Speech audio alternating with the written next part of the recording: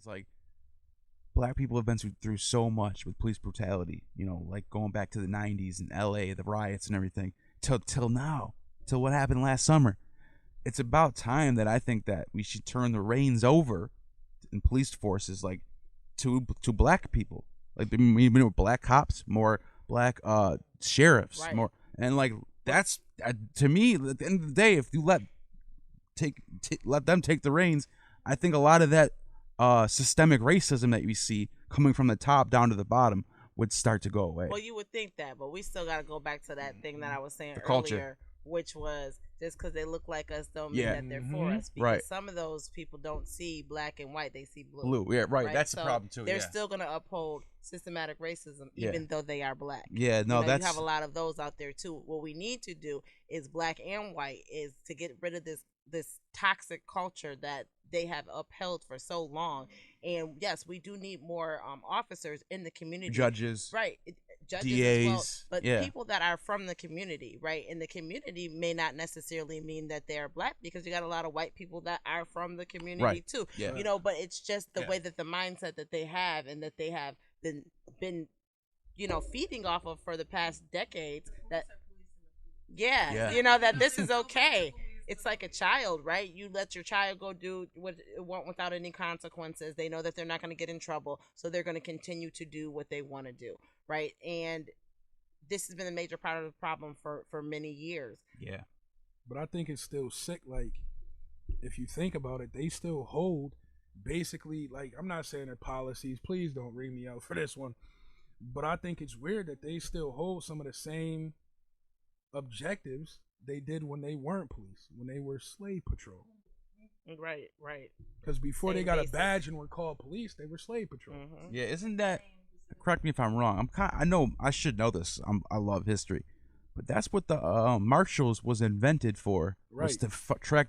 Originally Escape slaves. was just to find slaves. Right. That's what the U.S. Marshals was Right. originally formed to do. So I mean, if you understand, So that like, institution still exists. but if you look, which at is it, like, crazy. back They then, just transform it, right? Yeah, but it's To- still the U.S. Yeah. Marshals, so back it's then it still the was same. dark clothes, badge, running around with a dog, chasing people. Yeah, Same That thing. don't sound too it's fucking primitive. fun. Right. Like It's that. primitive, But man. you It's see what something I'm that saying? like To we go need back- to progress past that. We You know what I do. mean? And I mean, we do need a little bit more diversity. Well, not a little, but a lot more diversity. Yeah. Let's just say in the sheriff's department, where there are literally only a handful of black sheriffs, Yeah. and that is not a representation of how many black people are in Erie Right. County, right? And so, Yeah, that's true. The affirmative action contract, actually, they declined it.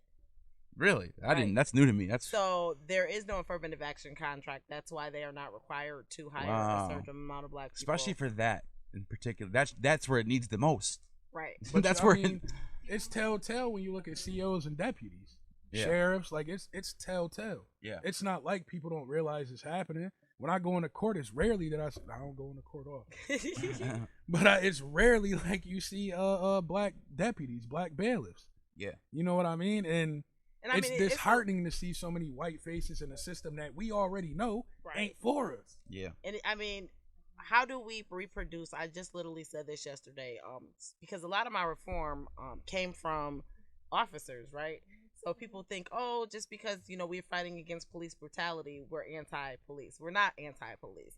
We're anti-bad police, Yeah, right? and You pro know? reform police. Right, Yeah, right. Yeah, it's a And- big difference. And they don't realize that there's a lot of officers who want the same thing. Yeah. Because they're Oh, yeah. tired of They're out there. receiving the backlash. They're tired of they're the good guys. They're living in this community. Yeah. They're fighting for this community. And they're getting overlooked and overshadowed because Right. you have these guys who don't live in the community, and they're coming in, they're abusing the community, and then they're going back to the comfort of their Orchard Park homes or Kenmore or wherever they're at, and these guys have to take the grunt of it. And Yeah. then you're in this toxic culture where the bad guys get the promotions. So now you have the bad guys getting detective roles, getting these internal affairs. Those are the cushy- positions of power where they can actually make changes, Yes. and that's I'm not. like And it's not getting to the people that really would make the change. Yeah. Right? The good guy who is in tune with the community, he should be the detective. Yeah. Because I'm And- going to want to talk to him and tell him what happened, and he's going to be solving crimes. And that goes back to what you said about the murder rate not getting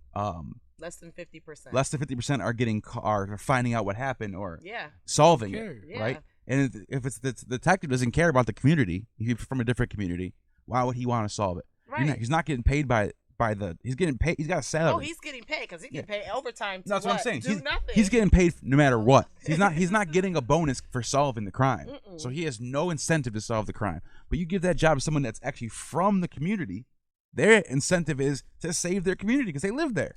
Right now, we have a girl that's been missing going on, I think today is 11 days. Yep. Right? She was snatched off I heard about that. Gold Street, which is in Lovejoy, right? They think that she is currently with a guy who's like from the Broadway area.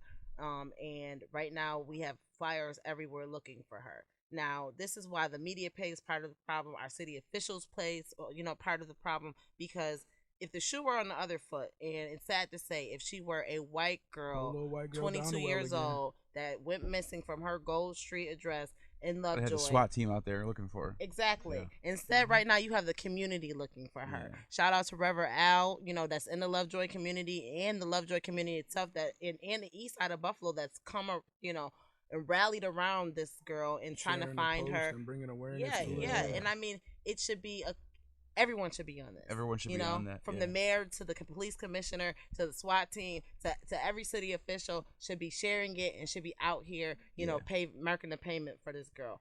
But it goes back to how deeply are we invested into this community, you know? But it's like, I hate for people to even say that we got a black mayor in the city of Buffalo because I don't feel like we have a black mayor. He very much so reminds me of very privileged Caucasian politicians from how he views our neighborhoods to how he treated the situation with his son that got swept under the rug. Yeah. A lot of people forget about that. Yeah.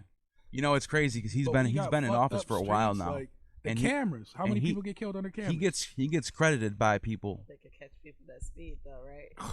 He's known for turning around like downtown, making it look nicer and all these public areas. Yeah, they got free Wi-Fi for downtown. Yeah, but then you drive through the neighborhoods like Central Park or Fruitvale, and then you're like boarded up house. Even downtown. So you got the west side right there. You go a couple blocks over from City Hall, and you gonna see poverty. So he revamped all the public places where people from the suburbs come to walk their dogs, or people from Canada. Yeah, there they go. What's that? Where the concerts are. What's that place called? Oh yeah, the Boardwalk and Harbor. Yeah, the Harbor. You see, the Harbor looks all nice now, and everyone credits Byron. Oh, look at Byron Brown did this, that. But who's going down there? Everybody. And that's not. It goes back to money down back in too. the day, right? When you had the slaves, and then you had the black people who kept the slaves in line, right? Yeah. Like Django, right? Right. Yep.